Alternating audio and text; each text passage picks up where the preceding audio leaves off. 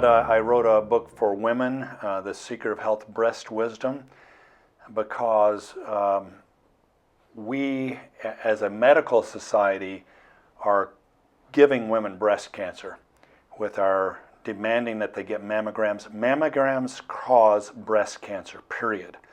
So mammograms are not healthy for women. Women should not be getting routine mammograms. That's crystal clear, published in the peer-reviewed literature. And yet today, if a woman went to her gynecologist or family doc, she would have this shoved down her throat, extreme coercion to go get this mammogram that's causing breast cancer. It's not saving lives. You have a 4% increased risk of dying if you get mammograms, period. So the detection technique that we're using, the primary technique that we use to detect breast cancer, is causing breast cancer. Absolutely. It's a terrible test, smashing a woman's breast and then irradiating with cancer-causing irradiation. And then it's so insensitive. For women under 50, it's only like 52% effective, sensitive.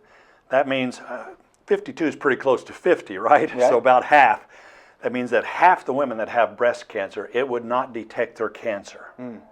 That's a terrible test. And so there are much better tests, and yet this is what's still being crammed down women's throats today. Terrible test, causes breast cancer. And it doesn't detect, it detects 50% and causes cancer. You said there are better options. What better options are there for detecting breast cancer? Well, there's two better options. If you've got a lump, if you think you've got something, ultrasound is great. It's a test of anatomy. Mammograms are tests of anatomy. Ultrasounds are tests of anatomy. MRIs are tests of anatomy. So if you've already got a lump, you want a test of anatomy. So that would be like an ultrasound, because they can see the lump, they can see its consistency, they can see whether there's calcium in it. And they can look at blood flow, because tumors are going to have increased blood flow. So for instance, the sensitivity of ultrasound is up around 80%. It's much higher than mammograms, and the sensitivity is higher too. But if you're looking about prevention, if you're talking about screening, there's really only one device out there, and that is thermography, an infrared thermal camera. Nothing touches the lady, nothing smashes her breast. There's no cancer-causing irradiation.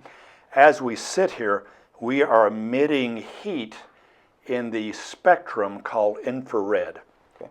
There's infrared, visual, and ultraviolet. So this is the infrared spectrum of light, which our eyes don't see, but which is very detectable by the cancer. The military developed this so that they could see people sneaking at them at nighttime, and so that they could shoot down missiles and things, because they're producing heat. Sure, like the night vision goggles. There you go. Night vision goggles are infrared goggles. So we use this as a medical application to detect hot spots in the breast. Well, long before there was a tumor there were cancer cells. Probably 8 to 10 years before there was a tumor, there were cancer cells starting to grow. 2 cells, 4 cells, 16 cells, 144 cells, etc., etc. And it takes about 8 years until you get to about a centimeter in size for a mammogram or an ultrasound to detect it. Well, that's too late, because that 1 centimeter tumor, about 5/16 of an inch, less than half an inch, is about 1 billion cells. When you get to 1 billion cells, the cancer has already eroded into the lymphatic system and the venous system, and it's shedding cancer cells all through the body.